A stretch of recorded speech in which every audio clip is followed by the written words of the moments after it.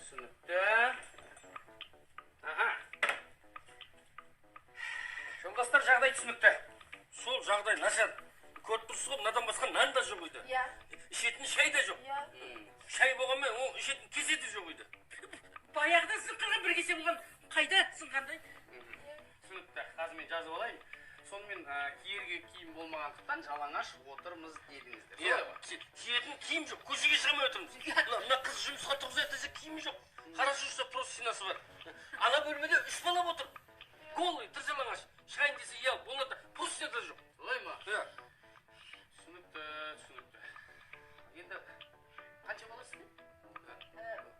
Аяқта 3, 4, 5. Мына қызда 6. 6 бала. 6 бала 21 мың теңгеден. 6 бала 21 мың теңгеден сізге тиесілі 126 мың теңге. 126 мың? Мен келдім. Сол 126 мың теңге. Мен келдім. Пап, есін жалаңаш тұсты. Қарным ашық бітті бар ғой. Айтпақшы, пап, машина қайда? Көршіде тұр ғой. Нешін болғыз соқа? Тоқта, балақай.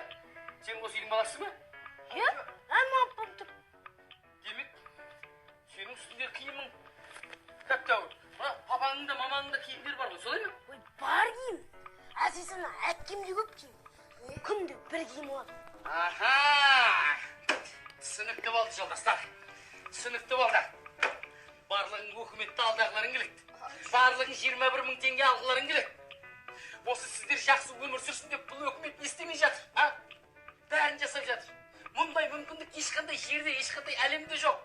Тіпті микрокредит алыңдар, сиыр алыңдар, егін деп жатырмыз. Бәрін жасап жатырмыз. Біз ешқашан осындай керемет өмір сүрген жоқпыз. Өкімет бізді ойлайды. Ал сіздер... Рахмет бақай.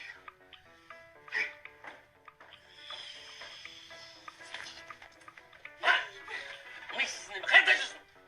Неғып келдің? Әшейінде құрып кететін ғой сабақтан. Немен ертеңге бардың? Бетің тілің кіріп, бет оңбаған. Соны айтам да? Сенің де бетің жетісіп тұрған жоқ.